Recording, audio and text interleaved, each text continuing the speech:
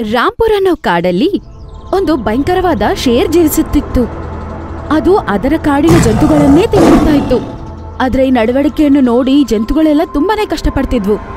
ಮತ್ತೆ ಒಂದಿನ ಎಲ್ಲಾ ಜಂತುಗಳು ಸೇರಿ ಒಂದಿನ ಮೀಟಿಂಗ್ ಅನ್ನು ಇಡ್ತಾರೆ. ನಮ್ಮ ಕಾಡಿನ ರಾಜ ಭಯಂಕರವಾಗಿರೋದ್ರ ಜೊತೆ ಮೂರ್ಖನು ಕೂಡ. ಅವನು ಅವನದೇ ಕಾಡಿನ ಪ್ರಾಣಿಗಳನ್ನ ತಿಂದ್ಬಿಡ್ತಾನೆ. ಹಾ, ನಿನ್ನೆ ಆ ಮೂರ್ಖ ನನ್ನ ಕಣ್ಣ ಮುಂದೆನೆ ನನ್ನ ಚಿಕ್ಕ ತಮ್ಮನ ಸಾಯಿಸಿ ತಿಂದ್ಬಿಟ್ಟ. ಮತ್ತೆ ನಾನೇನು ಮಾಡಕ್ಕಾಗಿಲ್ಲ. ನಾವೇನ್ ತಾನೇ ಮಾಡಕ್ಕಾಗುತ್ತೆ? ಹಾ, ನಾವು ದುರ್ಬಲರು ಮತ್ತವನು ಪ್ರಬಲನು. ಅವನು ಇದರ ಲಾಭ ಪಡ್ಕೊಳ್ತಾನೆ. ಆದ್ರೆ ಶೇರ್ ಸಿಂಗ್ ಇಂದ ತಪ್ಪಿಸ್ಕೊಳ್ಳೋದ್ರೆ ಯಾವ್ದಾದ್ರು ಉಪಾಯ ಇರ್ಬೇಕಲ್ವಾ? ಒಂದು ಉಪಾಯ ಇದೆ. ಆನೆಯ ಮಾತನ್ನು ಕೇಳಿ ಜಂತುಗಳೆಲ್ಲ ಆನೆಯನ್ನು ಗುರಾಯಿಸಿ ನೋಡ್ತವೆ. ಶೇರ್ ಸಿಂಗ್ ಯಾರು ಗೊತ್ತು? ಅವರನ್ನ ಹೊಡೆದು ತಿಂತಾನೆ. ಅವನು ಒಂದು ದಿನದಲ್ಲಿ ಕಡಿಮೆ ಅಂದ್ರೂ 4-5 ಪ್ರಾಣಿನ ಹೊಡೆದು ತಿಂತಾನೆ. ಒಂದ್ ವೇಳೆ ಹೀಗೆ ಆದ್ರೆ ಆಗ ನಾವೆಲ್ಲರೂ ಆದಷ್ಟು ಬೇಗ ಖಾಲಿ ಆಗ್ತೀವಿ. ಇದೆಲ್ಲ ನಮಗೂ ಗೊತ್ತು. ಆದ್ರೆ ಉಪಾಯ ಏನು? ನಾವೆಲ್ಲರೂ ಶೇರ್ ಸಿಂಗನ ಹತ್ರ ಹೋಗಿ ಒಂದು ಮಾತನ್ನ ಹೇಳ್ಬೇಕು. ಏನ್ ವಿಷಯ? ಅವನ ಹತ್ರ ಹೇಳ್ಬೇಕು ಅವನು ಯಾವ್ದು ಬೇಟೆಯನ್ನು ಆಡೋದ್ ಬೇಡ ಅಂತ. ನಾವು ದಿನ ಅವನಿಗೊಂದು ಪ್ರಾಣಿನ ಕಳಿಸ್ಕೊಡೋಣ. ಆ ಮಾತನ್ನು ಕೇಳಿ ತೋಳ ಕೋಪದಿಂದ ಹೇಳ್ತಾನೆ, ಇದು ಆಕಾಶದಿಂದ ಬಿದ್ದಿರೋ ಹಳೆ ಗಾದೆ ಇರೋ ಹಾಗಿದೆ. ಅಂದ್ರೆ ಎರಡೂ ಕಡೆಯಿಂದನೂ ಸಾವು ಖಚಿತ. ಹಾ, ಆದ್ರೆ ಈ ಯೋಜನೆಯಿಂದ ಕೆಲವು ಪ್ರಾಣಿಗಳಿಗೆ ಇನ್ನಷ್ಟು ದಿನ ಬದುಕುವ ಅವಕಾಶ ಸಿಗುತ್ತೆ. ಆಗ್ಲಿ, ಹಾಗಾದ್ರೆ ನಾಳಿನ ಸಿಂಹನ ಬೇಟಾಡೋದಕ್ಕೆ ಅವನ ದರ್ಬಾರಿಗೆ ಹೋಗೋಣ. ಮಾರನೇ ದಿನ ಜಂತುಗಳೆಲ್ಲ ಸೇರಿ ಶೇರ್ ಸಿಂಗಿನ ಗುಹೆ ಹತ್ರ ಹೋಗ್ತವೆ. ಮಹಾರಾಜ, ನಾವೆಲ್ಲ ನಿನ್ನ ಹತ್ರ ಏನೋ ಹೇಳೋಕ್ ಬಂದಿದ್ದೀವಿ. ಹೇಳಿ, ಏನ್ ಹೇಳೋಕ್ ಬಯಸ್ತೀರಾ? ಮಹಾರಾಜ್, ನೀವು ದಿನ ಬೇಟೆಯಾಡೋದ್ರಿಂದ ಕಾಡಲ್ಲಿ ಪ್ರಾಣಿಗಳ ಸಂಖ್ಯೆ ತುಂಬಾ ಬೇಗ ಕಡಿಮೆ ಆಗ್ತಾ ಇದೆ. ಅದಕ್ಕೆ ನಾವು ನಿನಗೊಂದು ಸಲಹೆ ಕೊಡಕ್ ಬಯಸ್ತೀವಿ. ಹೇಳಿ, ಇನ್ಮೇಲಿಂದ ನೀವು ಬೇಟೆ ಆಡೋಗಿಲ್ಲ. ಹಾಗಾದ್ರೆ ನೀವು ನನ್ನ ಹಸುಕೊಂಡಿರೋ ಕೇಳ್ತಾ ಇದ್ದೀರಾ? ಇಲ್ಲ ಮಹಾರಾಜ್, ನಾಳೆಯಿಂದ ನಿನ್ನ ಊಟಕ್ಕೋಸ್ಕರ ದಿನವೂ ಒಂದು ಪ್ರಾಣಿಯನ್ನ ಇಲ್ಲೇ ಕಳಿಸ್ಕೊಡ್ತೀವಿ. ಅದನ್ ಕೇಳಿಸ್ಕೊಂಡು ಶೇರ್ ಸಿಂಗ್ ಕೋಪದಿಂದ ಹೇಳ್ತಾನೆ, ನಾನು ಸಿಂಹ, ಮತ್ತೆ ಸಿಂಹ ತನ್ನ ಬೇಟೆಯನ್ನ ತಾನೇ ಆಡುತ್ತೆ. ನನಗೆ ನಿಮ್ಮ ಮಾತು ಒಪ್ಪಿಗೆ ಇಲ್ಲ. ಹೋಗಿ ಇಲ್ಲಿಂದ. ಎಲ್ಲ ಜಂತುಗಳು ನಿರಾಶೆಯಿಂದ ಅಲ್ಲಿಂದ ಹೋಗ್ಬಿಡ್ತವೆ. ಆಗ ಶೇರ್ ಸಿಂಗಿನ ಸಲಹೆಗಾರ ಆದ ತೋಳ, ನಾಡಿನ ಪ್ರಾಣಿಗಳ ಸಂಖ್ಯೆ ಕಡಿಮೆ ಆಗಿದೆ. ಹೀಗೆ ಇದ್ರೆ ಆಗ ಸ್ವಲ್ಪ ದಿನದ ನಂತರ ಈ ಸಿಂಹ ನನ್ನನ್ನು ತಿಂದುಬಿಡುತ್ತೆ. ಹಾಗಾಗಿ ಈಗ ನಾನೇನಾದ್ರೂ ಮಾಡಲೇಬೇಕು. ಆಗ ಬಿಲ್ಲು ತೋಳನ ಮನಸ್ಸಲ್ಲಿ ಒಂದು ಆಲೋಚನೆ ಬರುತ್ತೆ. ಆಗ ಅವನು ನಗ್ತಾ ಶೇರ್ ಸಿಂಗ್ ಹತ್ರ ಹೇಳ್ತಾನೆ, ಮಹಾರಾಜರೇ, ನನಗೆ ಗೊತ್ತಾಗಿರೋ ವಿಚಾರ ಏನಂದ್ರೆ ಈ ಕಾಡಿನ ಪ್ರಾಣಿಗಳು ನಿನ್ನ ಸಾಯಿಸೋದಿಕ್ಕೆ ಏನೋ ಒಂದು ಪ್ಲಾನ್ ಮಾಡಿದ್ದಾರೆ. ಪ್ಲಾನ್? ಯಾವ ರೀತಿ ಪ್ಲಾನ್? ನಮ್ಮ ಕಾಡಲ್ಲಿ ಒಂದು ಮಾಂತ್ರಿಕ ಕೊಳ ಇದೆ. ಅಲ್ಲಿನ ನೀರು ಕುಡಿಯೋದ್ರಿಂದ ಒಂದು ಸಿಂಹ ಪ್ರಕಟವಾಗುತ್ತೆ. ಅದಕ್ಕೆ ಈ ಕಾಡಿನ ಪ್ರಾಣಿಗಳು ಆ ಸಿಂಹವನ್ನು ಪ್ರಕಟ ಮಾಡಿ ಅವನ ಜೊತೆ ಸ್ನೇಹ ಮಾಡೋ ಮೊದಲು ನೀವಲ್ಲಿನ ನೀರು ಕುಡಿದು ಒಂದು ಸಿಂಹವನ್ನು ಪ್ರಕಟ ಮಾಡಿ, ಮತ್ತೆ ಪ್ರಕಟ ಮಾಡಿರುವಂತ ಸಿಂಹವನ್ನ ನಾನ್ ನನ್ನ ಜೊತೆ ಇಟ್ಕೊಂಡು ಕಾಡಲ್ಲಿ ಸಾಕಷ್ಟು ವರ್ಷಗಳವರೆಗೂ ಹೀಗೆ ರಾಜ್ಯಭಾರ ಮಾಡ್ತಿರ್ತೀನಿ ಅಲ್ವಾ? ಹೌದು ಮಹಾರಾಜ್. ತೋಳದ ಆ ಪ್ಲಾನ್ ಅನ್ನು ಕೇಳಿ ಶೇರ್ ಸಿಂಗ್ ಸಂತೋಷವಾಗಿ ಹೇಳ್ತಾನೆ, ದುರ್ಜನ ಸಿಂಗ್, ನೀನ್ ನನ್ನ ನಿಜವಾದ ಸಲಹೆಗಾರ. ನೀನ್ ತುಂಬಾ ಒಳ್ಳೆ ಉಪಾಯ ಕೊಟ್ಟಿದೀಯಾ. ಈಗ ನಾನು ಕೊಳದ ನೀರನ್ನು ಕುಡಿದು ಒಂದು ಸಿಂಹ ಪ್ರಕಟ ಮಾಡ್ತೀನಿ. ಮತ್ತದರ ಸಹಾಯದಿಂದ ಬೇರೆ ಕಾಡಲ್ಲೂ ಸಹ ನನ್ನ ಆಳ್ವಿಕೆ ನಡೆಸ್ತೀನಿ. ಮತ್ತೆ ಆ ಕಾಡಿನ ಪ್ರಾಣಿಗಳನ್ನು ಸಹ ಹುಡುಕಿ ತಿಂದು ಮುಗಿಸ್ಬೇಡಿ. ನಡಿ, ಈಗ ಕೂಡಲೇ ತೋರಿಸು ಆ ಮಾಂತ್ರಿಕ ಕೊಳ ಎಲ್ಲಿದೆ. ತೋಳ ಶೇರನ್ನು ಆ ಮಾಯಾ ನದಿ ಹತ್ರ ಕರ್ಕೊಂಡೋಗ್ತಾನೆ. ಮಹಾರಾಜ, ಇದೇ ಆ ಕೊಳ. ಅವರು ಆ ನೀರನ್ನು ಕುಡಿದಿದ ತಕ್ಷಣ ಒಂದು ಚಮತ್ಕಾರ ನಡೆಯುತ್ತೆ. ನಿನಗೆ ಸ್ವಾಗತ ಗೆಳೆಯ. ಇವತ್ತಿಂದ ನಾವಿಬ್ರು ಈ ಕಾಡಿನ ರಾಜರು. ಇವತ್ತಿಂದ ಇಬ್ರು ಕೂಡಿ ಈ ಕಾಡಿನ ರಾಜ್ಯಭಾರ ಮಾಡೋಣ. ಮತ್ತೆ ಪ್ರಾಣಿಗಳ ಬೇಟೆ ಸಹ ಆಡೋಣ. ತಪ್ಪು. ಯಾಕೆ ನಿನಗೆ ಗೊತ್ತಿಲ್ವಾ? ಒಂದೇ ಕಾಡಲ್ಲಿ 2 ರಾಜರು ಇರೋಕ್ಕಾಗೋದಿಲ್ಲ. ಇವತ್ತಿಂದ ಈ ಕಾಡಿನ ರಾಜ ನಾನು ಈ ಕಾಡಿನ ರಾಜನಾಗಿದ್ದೆ, ರಾಜ ಆಗಿದ್ದೀನಿ, ಮತ್ತೆ ರಾಜನಾಗೆ ಇರ್ತೀನಿ. ಹೇಳು, ಏನ್ ಮಾಡ್ಕೋತೀಯಾ? ನಾನು ನಿನಗಿಂತ ಹೆಚ್ಚು ಶಕ್ತಿಶಾಲಿ. ಒಂದ್ ವೇಳೆ ನೀನು ಒಳ್ಳೆ ಮಾತಲ್ಲಿ ಒಪ್ಕೊಂಡಿಲ್ಲ ಅಂದ್ರೆ ಆಗ ನಾನು ನಿನ್ನ ಸುಟ್ಟು ಭಸ್ಮ ಮಾಡ್ತೀನಿ. ಇನ್ನೊಂದು ಶೇರ್ ಅದರ ಬಾಯಿಂದ ಬೆಂಕಿಯನ್ನು ಊದುತ್ತೆ. ಅದರ ಅದನ್ನ ನೋಡಿ ನಿಜವಾದ ಶೇರ್ ತೋಳ ಹತ್ರ ಹೇಳ್ತಾನೆ, ತೋಳ, ನೀನು ಹೇಳ್ದೆ ಈ ಒಂದು ಸಿಂಹ ಪ್ರಕಟ ಆದ್ರೆ ಅದು ನಮ್ಮ ಜೊತೆ ಇರುತ್ತೆ ಅಂತ. ಆದ್ರೆ ಇದು ಶತ್ರುವಿನ ಮಾತುಗಳನ್ನಾಡ್ತಿದೆ. ಕ್ಷಮಿಸ್ಬಿಡಿ ಮಹಾರಾಜರೇ, ಇದು ನಿಮಗಿಂತ ಹೆಚ್ಚು ಶಕ್ತಿಶಾಲಿ. ನಾನು ನಿಮಗೆ ಏನು ಸಹಾಯ ಮಾಡೋಕೆ ಆಗೋದಿಲ್ಲ.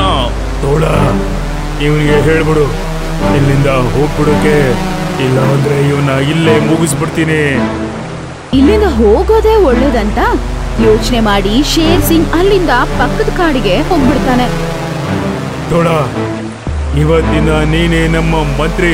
ಹೊಸ ಶೇರ್ ಹಳೆ ಶೇರ್ನ ಇಲ್ಲಿಂದ ಕಳಿಸ್ಬಿಟ್ಟಿದೆ ಅಂತ ಎಲ್ಲಾ ಜಂತುಗಳು ತುಂಬಾನೇ ಸಂತೋಷ ಪಡ್ತವೆ.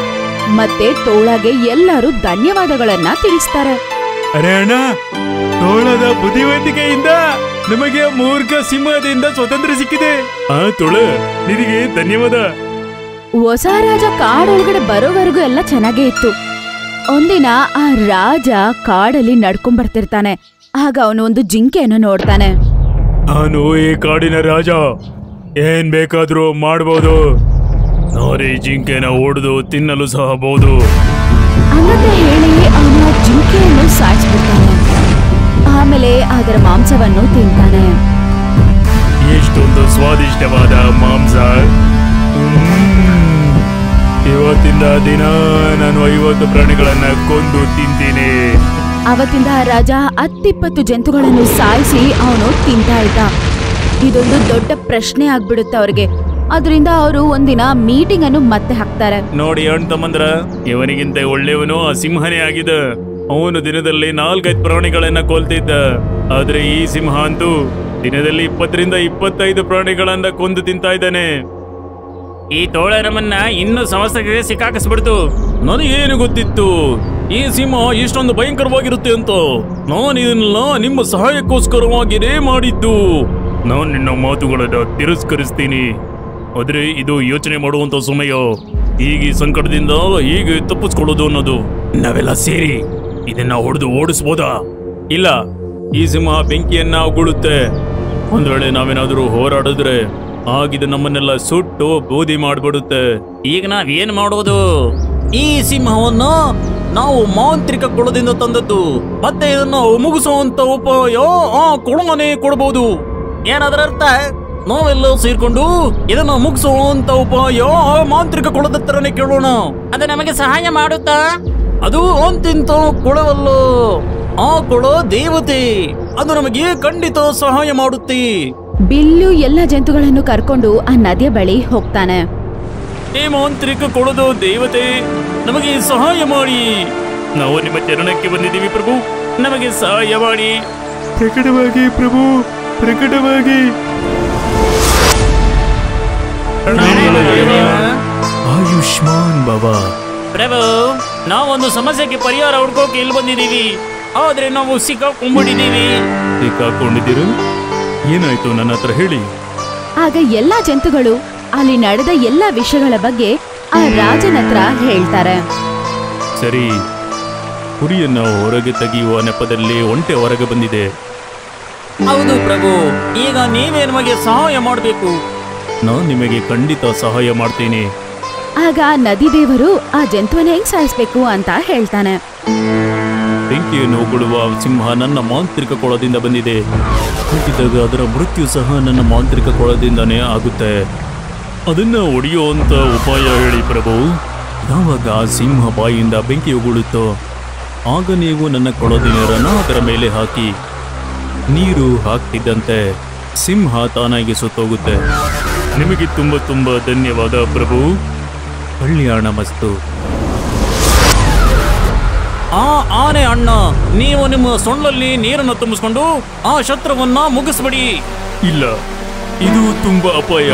ಇದರಿಂದ ನನ್ನ ಪ್ರಾಣ ಸಹ ಹೋಗ್ಬೋದು. ಸ್ವಲ್ಪ ನಂಬಿಕೆ ಇಡಿ ಆನೆ ಅಣ್ಣ, ದೇವರು ಎಲ್ಲ ಒಳ್ಳೇದೇ ಮಾಡ್ತಾನೆ. ನಾನ್ ನೀರನ್ನು ಉಗುಳುವುದಕ್ಕೂ ಮುಂಚೆನೆ ಒಂದ್ ವೇಳೆ ಅದು ನನ್ನ ಮೇಲೆ ಬೆಂಕಿ ಉಗಿದ್ರೆ ಆಗ ನಾನು ಸಂಪೂರ್ಣ ಭಸ್ಮ ಆಗಿ ಹೋಗ್ತೀನಲ್ವಾ? ಬೆಂಕಿ ಊದೋ ಆ ಶೇರನ್ನು ನೋಡಿದ್ರೆ ಆನೆಗೂ ಕೂಡ ಭಯನೇ. ಆಗ ಜಿಂಕೆ ಆನೆ ಹತ್ರ ಹೀಗಂತ ಹೇಳ್ತಾನೆ. ಆನೆ ಅಣ್ಣ, ನೀವೇ ನಮ್ಮ ಕೊನೆಯ ನಂಬಿಕೆ. ಈ ರಾಕ್ಷಸನನ್ನ ನೀವೇ ಮುಗಿಸ್ಬೋದು. ಹೌದು ಹೌದು ಆನೆ ಅಣ್ಣ, ನೀವೇ ನಮ್ಮ ಕೊನೆಯ ನಂಬಿಕೆ. ಈ ರಾಕ್ಷಸನನ್ನ ನೀವೇ ಸಾಯಿಸಕ್ಕಾಗುತ್ತೆ. ಆನೆ ಅಣ್ಣ, ನಿಮಗೆ ಗಣೇಶನ ಆಶೀರ್ವಾದವಿದೆ. ಗಣಪತಿ ಬಪ್ಪ ಅಂತ ಹೆಸರು ಕೇಳಿದ ತಕ್ಷಣ ಆನೆ ಒಳಗಡೆ ಒಂದು ಸ್ಟ್ರೆಂತ್ ಬಂದ್ಬಿಡುತ್ತೆ. ಸರಿ, ನಾನು ಸಿಂಹದೊಂದಿಗೆ ಹೋರಾಡೋಕೆ ತಯಾರಾಗಿದ್ದೀನಿ. ಆನೆ ಅದರ ಸೊಂಡಿಲಿನಲ್ಲಿ ನೀರನ್ನು ತುಂಬಿಸ್ಕೊಳ್ಳುತ್ತೆ. ಆಮೇಲೆ ಜಂತುಗಳೆಲ್ಲರೂ ಸೇರಿ ಆ ಶೇರಿನ ಗುಹೆ ಹತ್ರ ಹೋಗ್ತಾರೆ. ಓ ಸಿಂಹದ ಮರಿಯೇ, ಎಲ್ಲಿ ಬಚ್ಚಿಟ್ಕೊಂಡು ಕೂತಿದೀಯಾ? ಧೈರ್ಯ ಇದ್ರೆ ಹೊರಗಡೆ ಬಾ. ತೋಳದ ಶಬ್ದ ಕೇಳಿಸ್ಕೊಂಡು ಶೇರ್ ಆಚೆ ಬರ್ತಾನೆ. ಸಿಂಹದ ಗುಹೆಗೆ ಬಂದು ನನಗೆ ಧೈರ್ಯ ತೋರಿಸೋದ್ರ ಪರಿಣಾಮ ಗೊತ್ತೋ? ಗೊತ್ತು. ನಾವು ಆದ್ರೆ ಇವತ್ತು ನಾವಲ್ಲ, ನೀನ್ ಸಾಯ್ತೀಯ ನಾಯಿ. ಒಂದು ಶೇರ್ನ ನಾಯಿ ಅಂತ ಹೇಳಿದ ತಕ್ಷಣ ಅವನಿಗೆ ತುಂಬಾ ಕೋಪ ಬರುತ್ತೆ. ಅವನು ಬೆಂಕಿ ಊದಕ್ಕೆ ಶುರು ಮಾಡ್ತಾನೆ.